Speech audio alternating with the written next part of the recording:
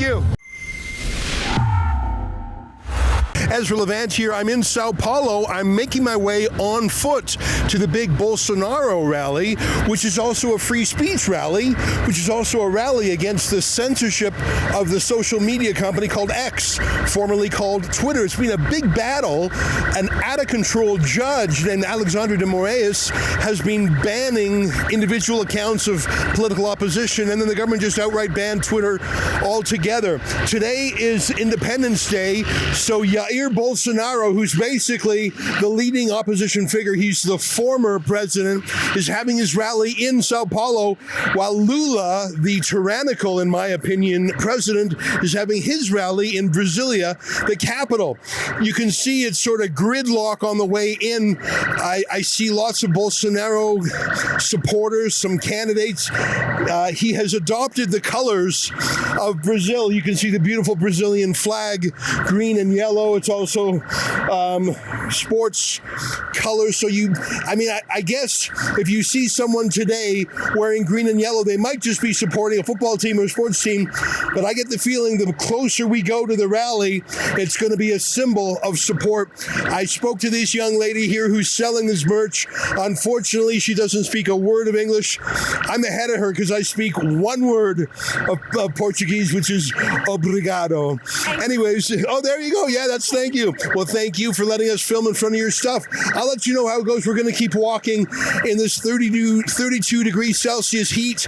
That's about 90 degrees Fahrenheit. I'm not built for hiking in that weather, but I'll do it for you. We're just on the fringes of it. You can see it's sort of a festival atmosphere. Roads are closed. Food trucks are here. It's sort of like, I don't know, in Rio, they might call it Carnival. And we're just at the fringes of it. Politics is a huge affair in a country with 200 million citizens, and it was a razor's edge by which Lula beat Bolsonaro in the last election. Bolsonaro wants back in, but Lula's right-hand man, an extremist judge named Alexandre de Moraes, has actually issued a ruling saying that Bolsonaro is not eligible to run in the next election just by judicial fiat. It's really modeled after the U.S. Democrat lawfare against Donald Trump. Imagine just simply saying, you're not allowed to run again because I'm a judge and I say so, and I'm protecting democracy by not letting the opponents of the regime run.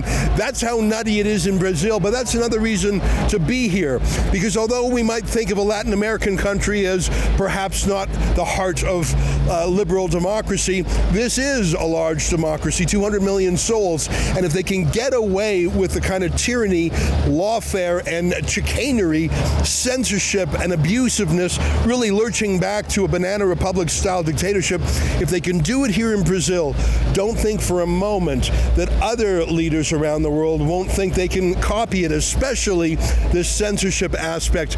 We're going to make our way in. Hopefully we'll find some English speakers, but I had to stop and remark on sort of the party atmosphere. That's Brazil for you.